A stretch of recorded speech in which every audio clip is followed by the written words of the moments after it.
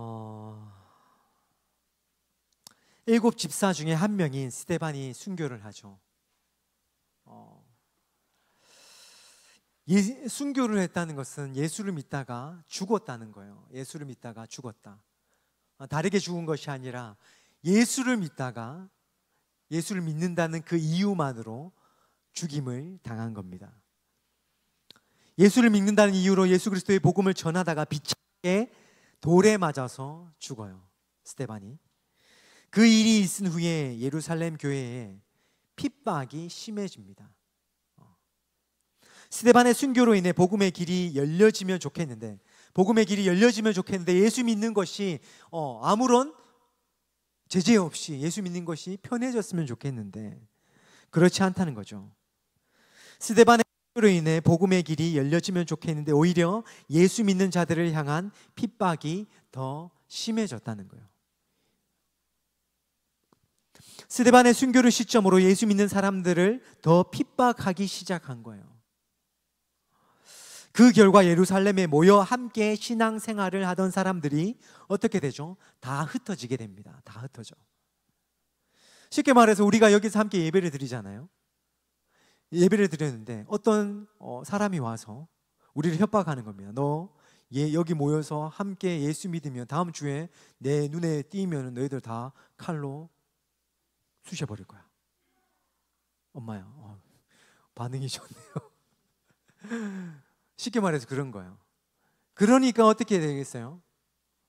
그럼에도 불구하고 내가 다음 주에 나오겠다.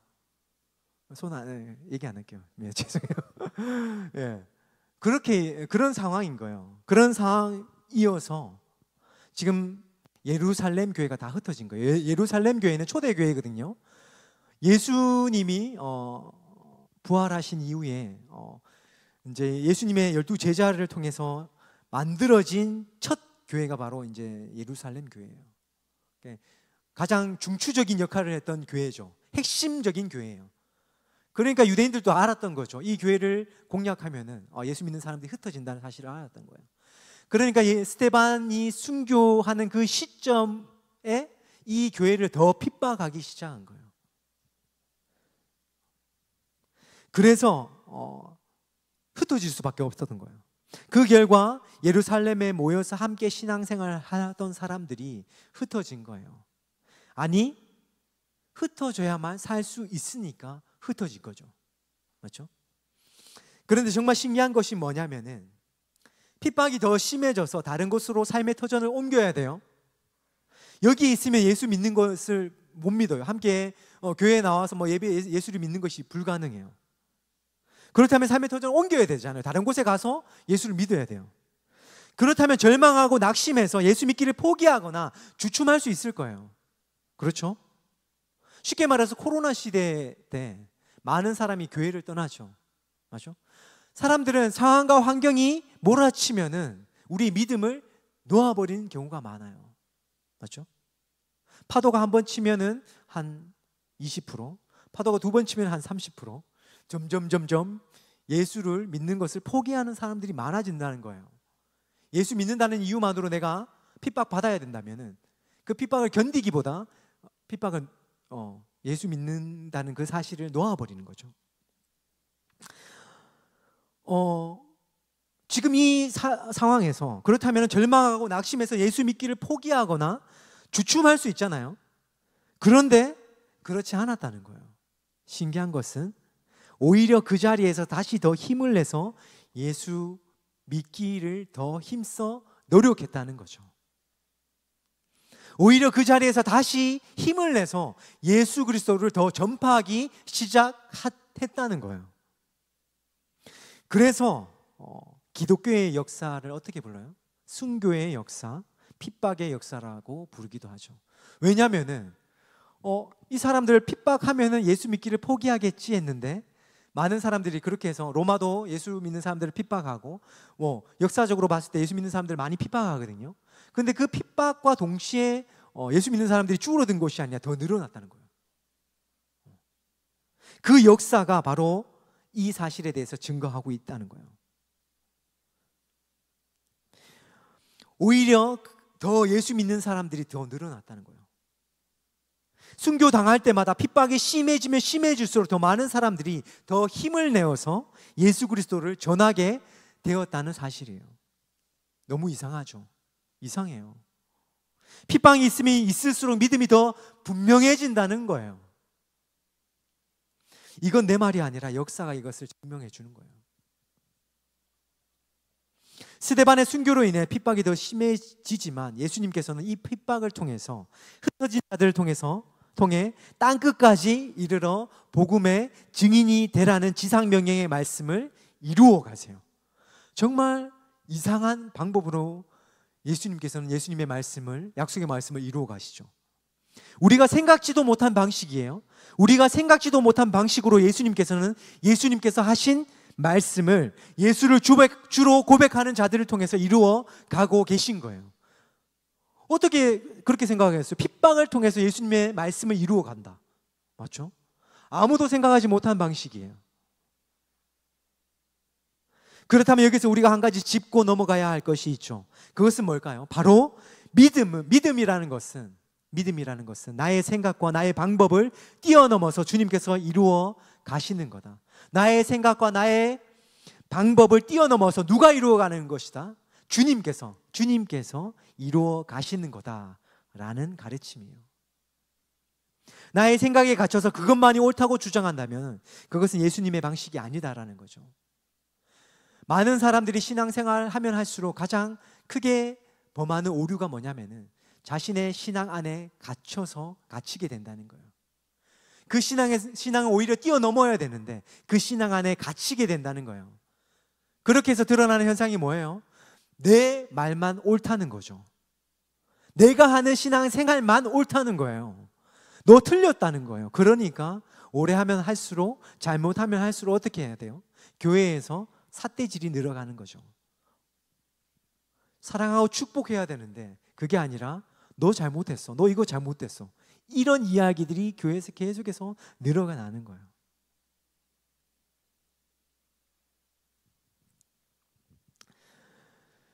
그래서 우리는 정말 제대로 된 신앙생활을 해 나가야 되는 거죠.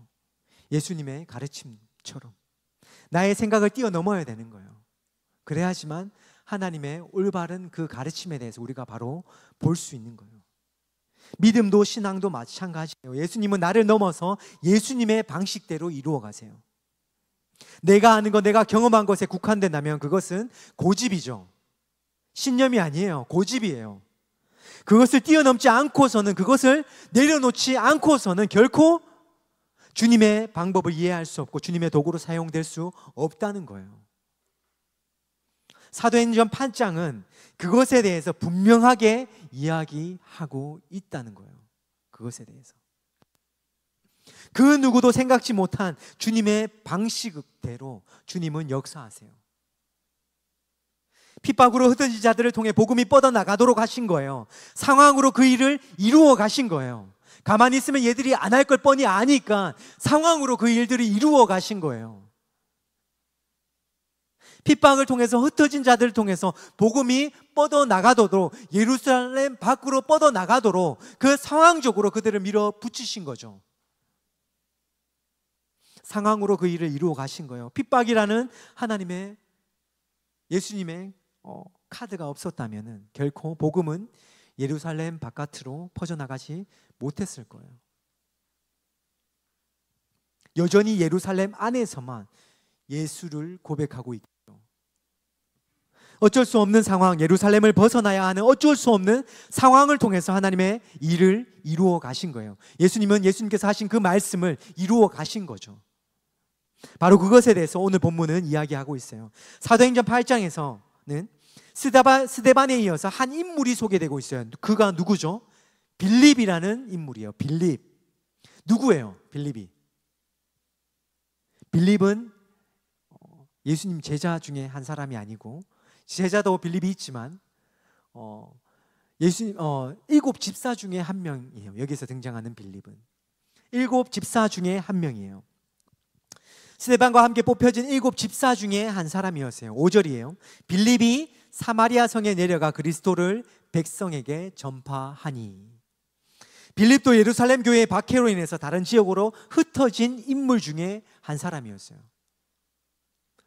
그런 빌립을 통해서 하나님이 역사하고 계세요. 그 사실에 대해서 사도행전 8장은 이야기하고 있어요. 그 내용이 8장의 내용이죠. 빌립이 전도한 지역이 어디라고 나와요? 성경 보세요. 빌립이 전도한 지역이 어디예요? 사마리아죠. 사마리아는 어떤 지역이에요? 사마리아는 역사적으로 아픔이 많은 지역이에요. 역사적으로 거슬러 올라가야지만 사마리아라는 그 지역을 이해할 수 있어요. 이스라엘이 북이스라엘과 남유다로 나눠지잖아요. 이스라엘은 원래 한 나라였는데 사사들을 통해서 이제 이스라엘이 통치되어져 왔어요. 그런데 나라에 왕이 있는 나라들을 보니까 좀 부러운 거예요. 맞죠? 부러운 거예요. 부러워서 이스라엘 백성들이 뭐냐고 하냐면 하나님한테 우리에게도 왕을 세워주십시오. 왕을 만들어 주십시오. 그 이유는 뭐예요? 왕을 통해서 정복 전쟁에서 땅을 빼앗고 거기에서 취할 수 있는 여러 가지 것들을 취하고 싶은 거예요. 이스라엘 백성들이 욕심이 난 거죠. 그래서 왕을 세워달라고 하나님께 요구를 해요. 그래서 왕을 세워주시죠. 그래서 첫 이스라엘 왕이 누구예요? 사울 왕이죠. 그래서 이스라엘이라는 나라가 세워져요. 첫 번째 왕 사울로서 세워져요. 사울, 다윗, 솔로몬까지는 단일 왕국이었어요. 그런데 솔로몬 이후로부터는 나눠지죠. 북이스라엘과 남유다로 나눠져요. 북이스라엘은 12지파 중에 10개의 지파로 10개의 지파가 북이스라엘이라는 나라를 이루는 지파였어요. 그리고 두 지파, 남유다를 포함한 2개의 지파가 이제 나라를 이룬 것이 남유다죠. 남유다는 정통 왕조예요. 사울, 다윗, 솔로몬에 이어서 그들의 아들이 왕이 된 정통 왕조예요. 우리나라도 보면은 그 이제 왕의 아들들을 통해서 이루어지는 그 계보가 정통 왕조잖아요. 그 정통 왕조예요. 북이스라엘은 이제 정통 왕조가 아니죠. 그렇게 해서 이제 북이스라엘과 솔로몬 이후에 남유다로 나눠지거든요. 북이스라엘은 10개 지파가 연합해서 세워졌기 때문에 이스라엘이라는 국호를 그대로 가져와요. 그리고 북쪽 지역이 있었거든요. 그래서 북이스라엘이에요. 그냥 막 지어진 게 아니고 10개 지파가 나라를 이루었거든요. 그래서 이제 이스라엘이라는 국호를 그대로 가져와요. 그리고 북쪽에 있었기 때문에, 북쪽에 위치해 있었기 때문에 북이스라엘. 그럼 남유다는 왜 그럴까요? 남유다는 유다와 베냐민 2개의 지파로 세워졌기 때문에 그 둘 중에 상대적으로 훨씬 규모가 컸던 핵심 지파였던 유다 지파의 이름을 가져온 거예요. 그리고 남쪽에 위치했었거든요. 그래서 남유다, 이렇게 북이스라엘과 남유다로 나누어지게 돼요. 그리고 성경에 보면은 북이스라엘을 향해서 에브라이마라는 표현이 있거든요. 왜 그렇게 표현하냐면 북이스라엘 10개 지파 중에서 가장 우두머리 역할을 한 게 에브라임 지파예요. 그래서 북이스라엘 부를 때 에브라임이라고 성경이 말하기도 해요. 그리고 남유다를 부를 때는 어떻게 불러요? 유다라고 부르죠. 왜 그럴까요? 유다의 우두머리 지파가 유다 지파였기 때문에 그렇게 부르는 거예요. 아무 이유 없이 그렇게 부르는 게 아니라 성경에 보면은 유다야, 에브라임아 이렇게 하잖아요. 에브라임은 북이스라엘을 지칭해요. 유다야 하는 거는 남유다를 지칭하는 거죠. 그렇게 해서 이제 두 나라가 나눠져요. 그렇게 해서 이제 나눠지는데 북이스라엘은 성경의 역사를 보면은 아수르에 의해서 기원전 722년에 남유다보다 먼저 망해요. 그리고 남유다는 후에 바벨론에 의해서 586년에 망하죠. 586년에 망해요. 북이스라엘을 멸망시킨 아수르는 북이스라엘 어떻게 했냐면 북이스라엘을 아수르가 멸망시킨 이후에 어떻게 했냐면은 그 땅에 쓸만한 인재들을 모두 포로로 잡아가 버려요. 그리고 그 땅에 남겨놓은 사람은 어떤 사람들? 농사 짓는 사람들만 남겨놔요. 왜 그랬을까요? 나라가 더 이상 존재하지 못하도록 한 거죠. 그리고 그들이 쓴 정책이 뭐냐면은 혼혈 정책이죠. 뭐예요? 다른 민족들을 여기에 북이스라엘 땅으로 데리고 와서 여기에 거주시킨 거예요. 민족을 섞어버린 거예요. 더 이상 이 나라가 북이스라엘로 이제는 역사적으로 불려지지 않도록 아예 우리나라 옛날에 일본에 의해서 쓰여진 정책이 뭐예요? 민족 말살 정책이죠. 일본이 쓴 정치 그게 그거예요. 동일한 거예요. 그러니까 이제 이 민족이 더 이상 이 민족이 되지 못하도록 아예 민족의 씨를 말려버리려고 민족을 섞어버린 거예요.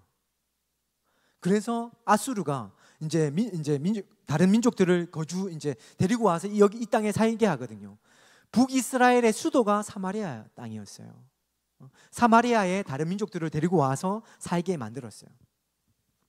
민족 이제 혼합 정책을 통해서 그렇게 해서 이제 이들이 이제 이스라엘 민족들이 그들의 언어도 잊어버리게 만들고 민족도 섞이게 해서 완전히 이제 이 나라를 없애버리게 한 거죠.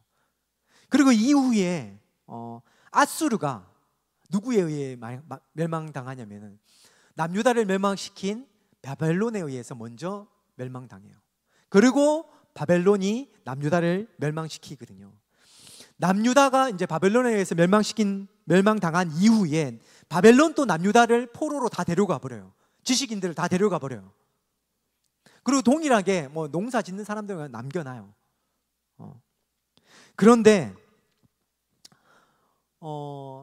예레미야의 예언에 의하면은 남유다는 회복되죠. 70년 후에 회복될 것이다 라고 나와요.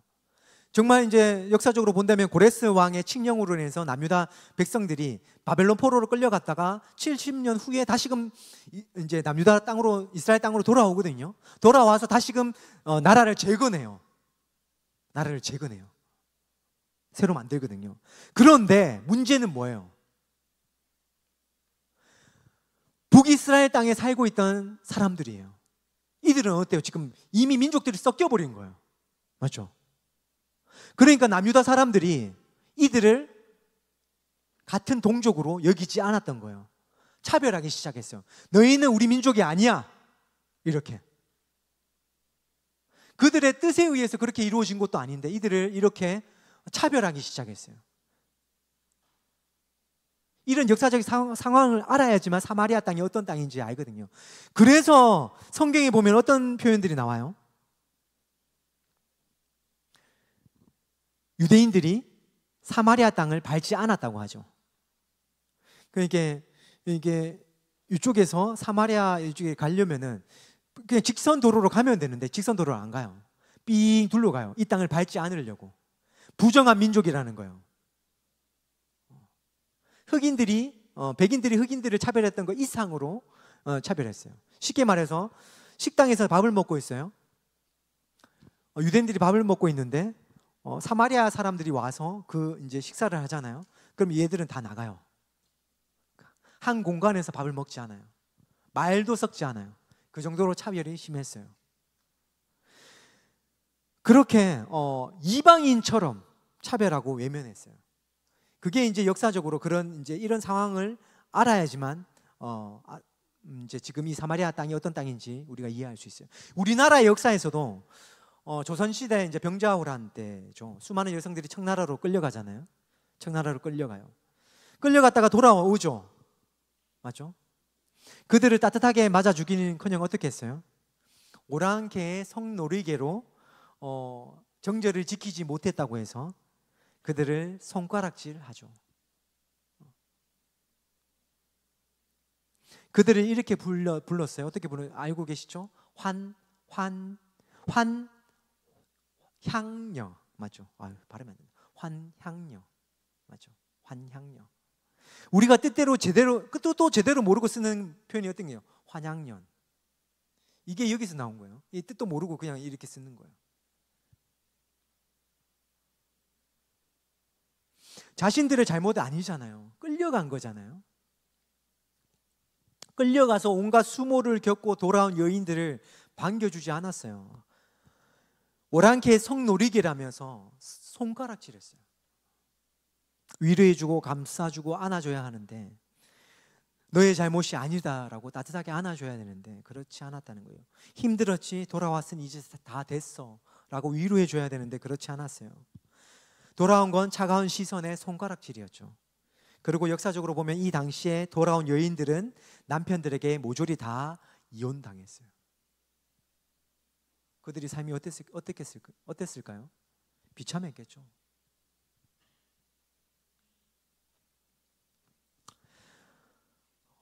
예전에 사할린이라는 곳에 갈 기회가 있어서 가봤어요. 사할린, 우리나라 역사에 아픔이 있는 곳이죠. 사할린.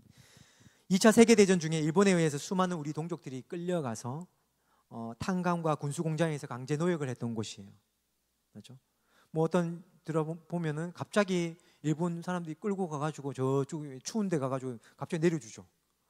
여기서 너희 뭐 해라. 뭐 그곳이 사할린이에요. 그곳에 가면은 망향비라는 게 있어요. 망향비라는 게 있어요.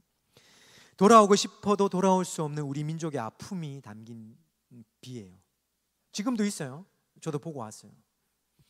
망향비는 항구에 언덕에 있는데, 이것은 이제 백고동 소리를 들으면서 다시금 돌아가고 싶은 조국을 바라보면서 수많은 우리 동족들이 피눈물을 흘렸던 아픔이 담겨 있는 비예요. 이 비는 백고동 모양으로 되어 있어요. 바로 이런 동족의 아픔을 기리고자 그렇게 만들어졌다고 해요. 그들이 억지로 그곳으로 끌려갔잖아요.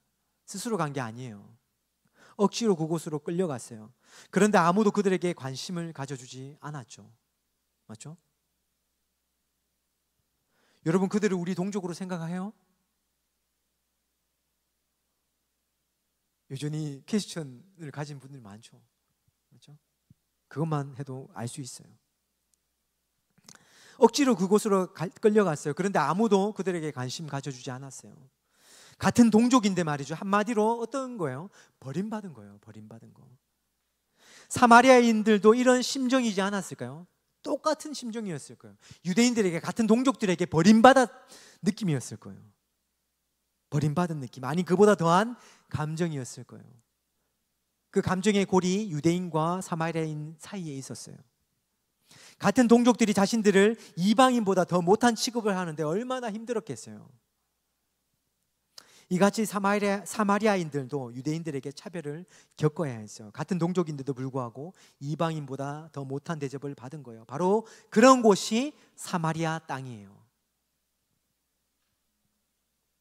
빌립이 바로 이 사마리아 땅에 가서 복음을 전하고 있는 거예요. 신대원에 다닐 때 지금으로부터 십몇 년 전이죠. 신대원 다닐 때 교수님께서 학생들에게 선교가 뭔지에 대해서, 선교학 수업이었거든요. 선교가 뭔지 질문을 하셨어요. 그때 내가 곰곰이 생각하다 이런 답을 내놨어요. 무슨 답이냐면은 선교는 경계를 넘는 거다. 오늘 말씀 제목이죠.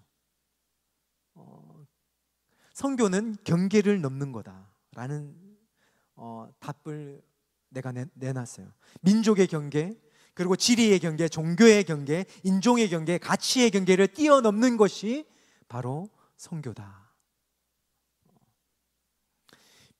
여러분, 빌립은 지금 이제껏 유대인들이 가진 경계를 뛰어넘고 있는 거예요. 유대인들은 아무도 가려고 하지 않은 사마리아 땅, 유대인이 아무도 가려고 하지 않은 사마리아 땅, 바로 그곳에 가서 복음을 전하고 있는 거예요. 빌립은 어쩌면 박해로 인해서 사마리아 땅에는 그들이 오지 않을 것이라는 생각으로 그곳에 갔을지도 모르겠어요. 상황적으로 봤을 때 유대인들은 사마리아 땅에 안 올 거라고 생각해서 사마리아 땅에 갔을지도 모르겠어요. 그런데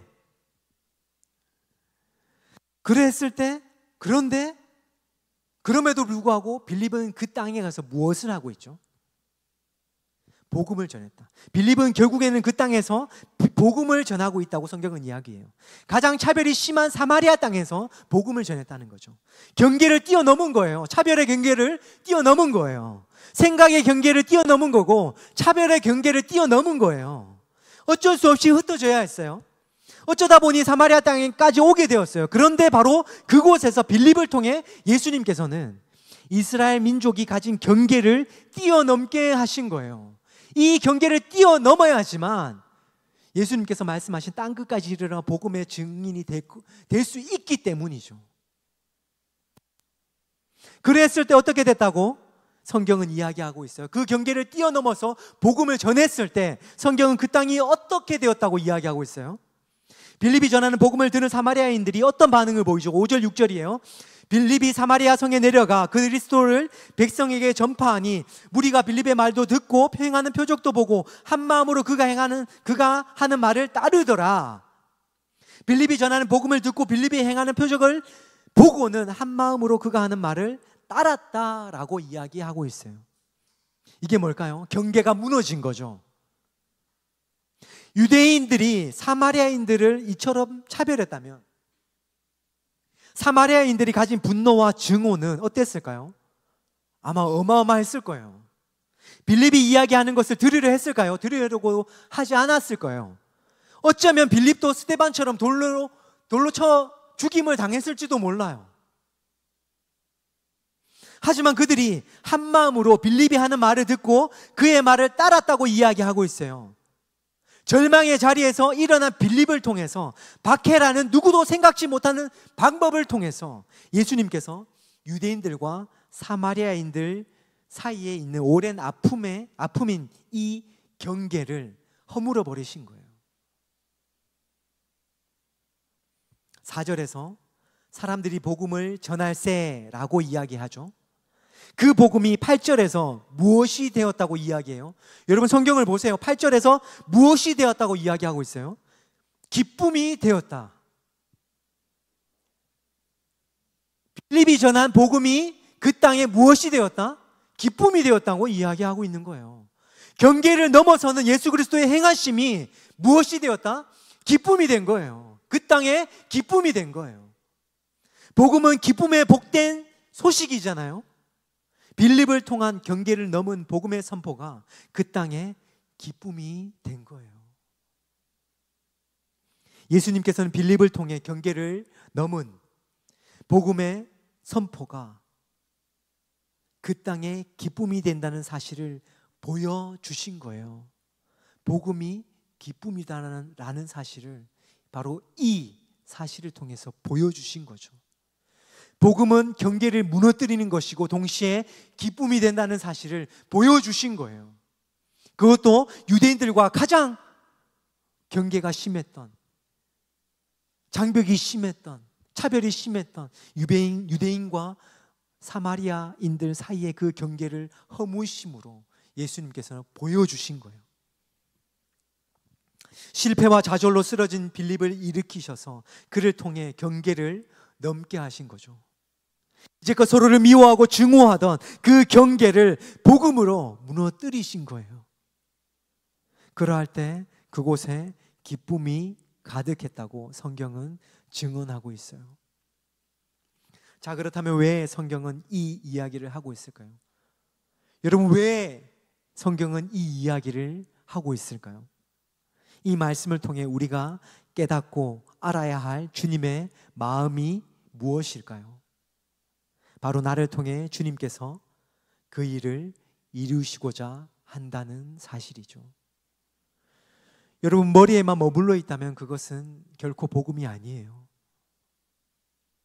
결국에는 우리의 삶으로 흘러나와야 되는 거예요.